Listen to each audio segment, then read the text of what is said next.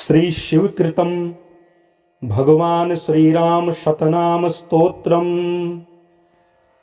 राघवं करुणाकरं भवनाशनं दुरितापहं माधवं खगगामिनं जलरूपिणं परमेश्वर पालकं जनतारकं भवहारकं रिपुमारकं त्वां भजे जगदीश्वरं नररूपिणं रघुनन्दनं भूधवं वनमालिनं घनरूपिणं धरणीधरं श्रीहरिं त्रिगुणात्मकं तुलसीधवं मधुरस्वरं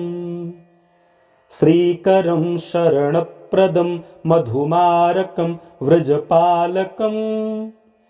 त्वां भजे जगदीश्वरं नररूपिणं रघुनन्दनं विठ्ठलं मधुरास्थितं रजकान्तकं गजमारकं सन्नुतं बकमारकं वृषघातकं तुरगार्दनं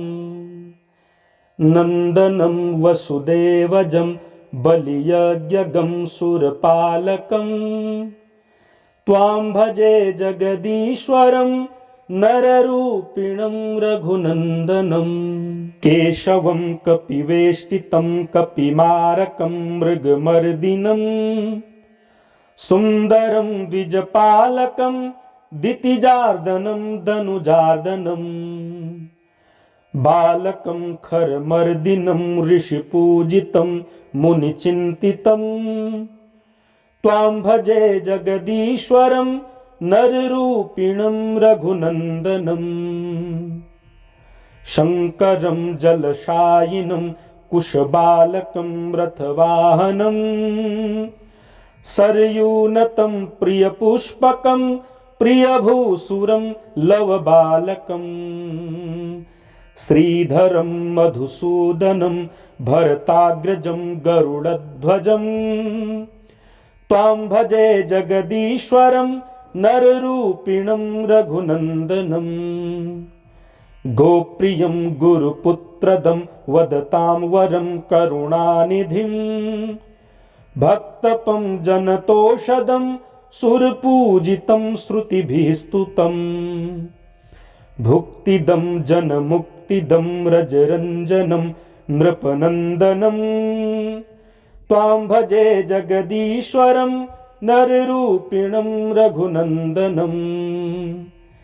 चिद्घनं चिरजीविनं मणिमालिनं वरदोन्मुखं श्रीधरं धृतिदायकं बलवर्धनं गतिदायकं शान्तिदं जनतारकं शरधारिणं गजगामिनं त्वां भजे जगदीश्वरं नररूपिणं रघुनन्दनं सांगिणं कमलाननं कमलादृशं पदपङ्कजं श्यामलं रविभासुरं शशिसौख्यदं करुणार्णवं सत्पतिं नृपपालकं नृपवन्दितं नृपतिप्रियं त्वां भजे जगदीश्वरं नररूपिणं रघुनन्दनं निर्गुणं सगुणात्मकं नृपमण्डनं मतिवर्धनम् अच्युतं पुरुषोत्तमं परमेष्ठिनं स्मितभाषिणम् ईश्वरं हनुमन्नुतं कमलाधिपं जनसाक्षिणं त्वां भजे जगदीश्वरं नररूपिणं रघुनन्दनं ईश्वरोदितमेतदुत्तममादराच्छतनामकं यः पठेद् भुवि मानवस्तव भक्तिमास्तपनोदये स्वत्पदं निजबन्धुदारसुतैर्युतश्चिरमेत्यनः सोऽस्तु ते पदसेवने बहुतत्परो मम वाक्यतः। श्री शिवकृतं भगवान श्रीराम शतनाम स्तोत्रम। राघवं करुणाकरं भवनाशनं दुरितापहं माधवं खगगामिनं जलरूपिणं परमेश्वर पालकं जनतारकं भवहारकं रिपुमारकं त्वां भजे जगदीश्वरं नररूपिणं रघुनन्दनं भूधवं वनमालिनं घनरूपिणं धरणीधरं श्रीहरिं त्रिगुणात्मकं तुलसीधवं मधुरस्वरं श्रीकरं शरणप्रदं मधुमारकं व्रजपालकं त्वां भजे जगदीश्वरं नररूपिणं रघुनन्दनं विठ्ठलं मधुरास्थितं रजकान्तकं गजमारकं सन्नुतं बकमारकं वृषघातकं तुरगार्दनं नन्दनं वसुदेवजं बलियज्ञगं सुरपालकं त्वां भजे जगदीश्वरं नररूपिणं रघुनन्दनं केशवं कपिवेष्टितं कपिमारकं मृगमर्दिनं सुन्दरं द्विजपालकं दितिजार्दनं दनुजार्दनं बालकं खरमर्दिनं ऋषिपूजितं मुनिचिन्तितं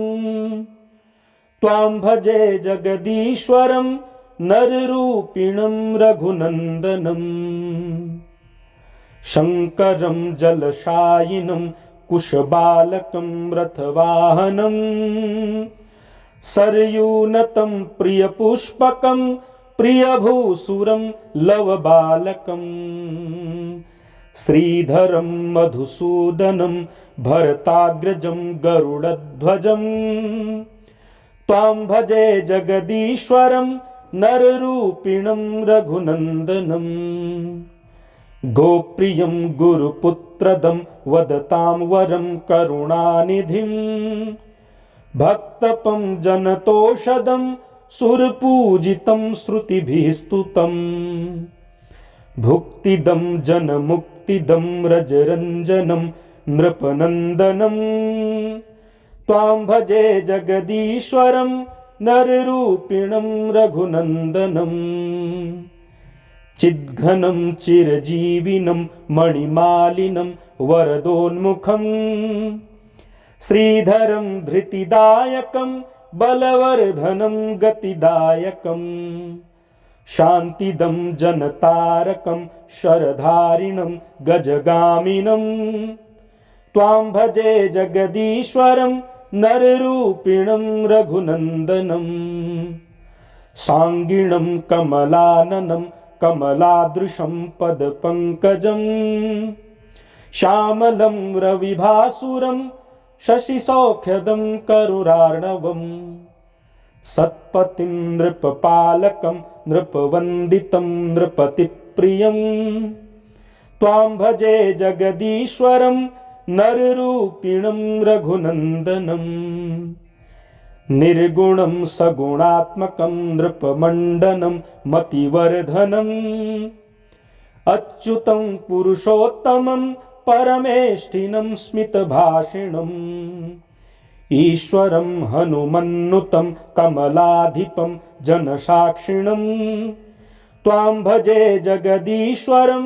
नररूपिणं रघुनन्दनम् ईश्वरोदितमेतदुत्तममादराच्छतनामकं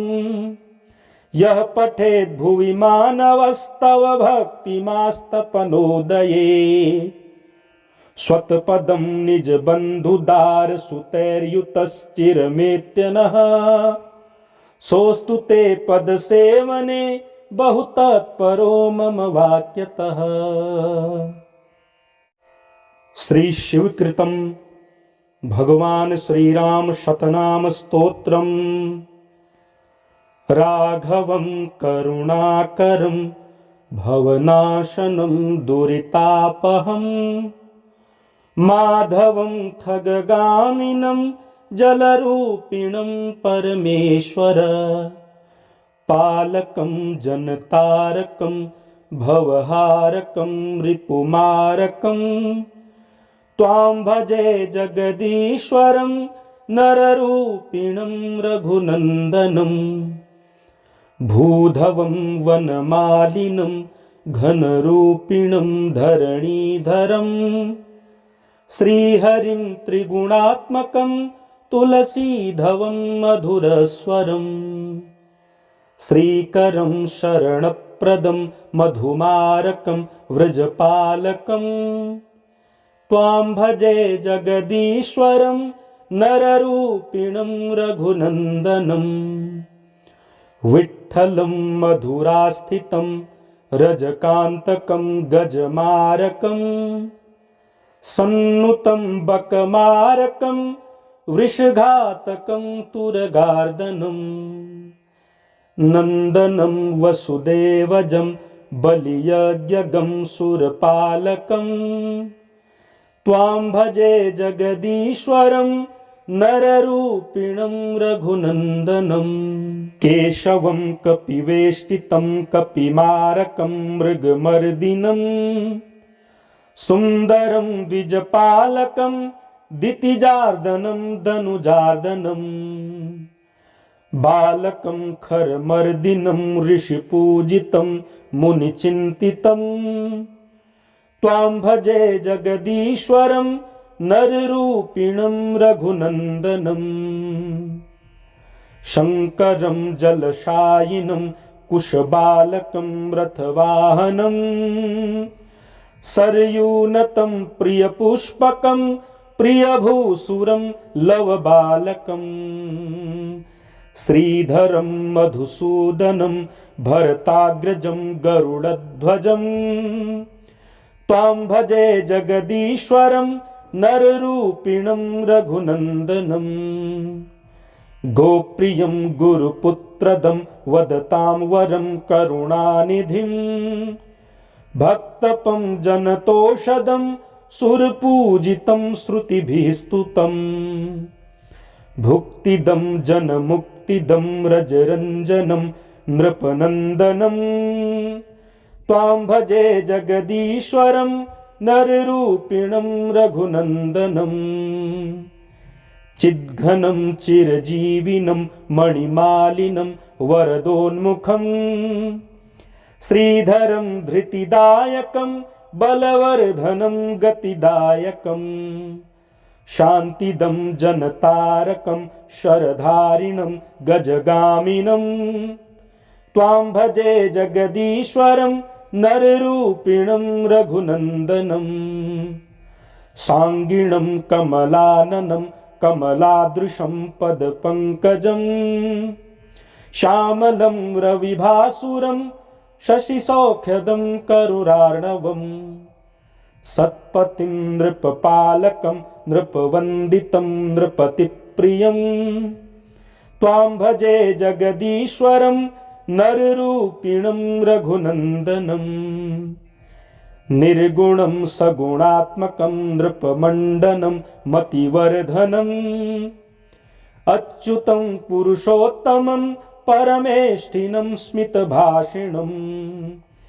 ईश्वरं हनुमन्नुतं कमलाधिपं जनसाक्षिणं त्वां भजे जगदीश्वरं नररूपिणं रघुनन्दनम् ईश्वरोदितमेतदुत्तममादराच्छतनामकं यः पठेद् भुवि मानवस्तव भक्तिमास्तपनोदये स्वत्पदं निजबन्धुदारसुतैर्युतश्चिरमेत्यनः सोऽस्तु ते पदसेवने बहुतत्परो मम वाक्यतः। श्री शिवकृतं भगवान श्रीराम शतनाम स्तोत्रम राघवं करुणाकरं भवनाशनं दुरितापहं माधवं खगगामिनं जलरूपिणं परमेश्वर पालकं जनतारकं भवहारकं रिपुमारकं त्वां भजे जगदीश्वरं नररूपिणं रघुनन्दनं भूधवं वनमालिनं घनरूपिणं धरणीधरं श्रीहरिं त्रिगुणात्मकं तुलसीधवं मधुरस्वरं श्रीकरं शरणप्रदं मधुमारकं व्रजपालकं त्वां भजे जगदीश्वरं नररूपिणं रघुनन्दनं विठ्ठलं मधुरास्थितं रजकान्तकं गजमारकं सन्नुतं बकमारकं वृषघातकं तुरगार्दनं नन्दनं वसुदेवजं बलियज्ञगं सुरपालकं त्वां भजे जगदीश्वरं नररूपिणं रघुनन्दनं केशवं कपिवेष्टितं कपिमारकं मृगमर्दिनं सुन्दरं द्विजपालकं दितिजार्दनं धनुजार्दनं बालकं खरमर्दिनं ऋषिपूजितं मुनिचिन्तितं त्वां भजे जगदीश्वरं नररूपिणं रघुनन्दनं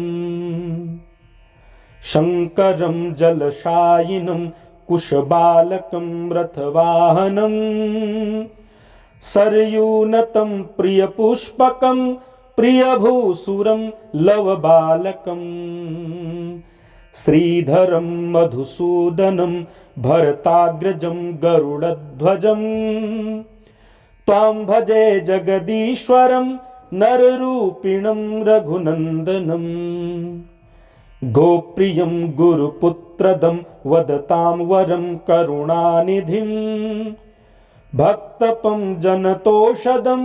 सुरपूजितं श्रुतिभिः स्तुतं भुक्तिदं जनमुक्तिदं रजरञ्जनं नृपनन्दनं त्वां भजे जगदीश्वरं नररूपिणं रघुनन्दनं चिद्घनं चिरजीविनं मणिमालिनं वरदोन्मुखं श्रीधरं धृतिदायकं बलवर्धनं गतिदायकं शान्तिदं जनतारकं शरधारिणं गजगामिनं त्वां भजे जगदीश्वरं नररूपिणं रघुनन्दनं साङ्गिणं कमलाननं कमलादृशं पदपङ्कजं श्यामलं रविभासुरं शशिसौख्यदं करुणार्णवं सत्पतिं नृपपालकं नृपवन्दितं नृपतिप्रियं त्वां भजे जगदीश्वरं नररूपिणं रघुनन्दनं निर्गुणं सगुणात्मकं नृपमण्डनं मतिवर्धनम् अच्युतं पुरुषोत्तमं परमेष्ठिनं स्मितभाषिणम् ईश्वरं हनुमन्नुतं कमलाधिपं जनसाक्षिणं त्वां भजे जगदीश्वरं नररूपिणं रघुनन्दनम् ईश्वरोदितमेतदुत्तममादराच्छतनामकं यः पठेद् भुवि मानवस्तव भक्तिमास्तपनोदये स्वत्पदं निजबन्धुदारसुतैर्युतश्चिरमेत्यनः सोऽस्तु ते पदसेवने बहु तत्परो मम वाक्यतः।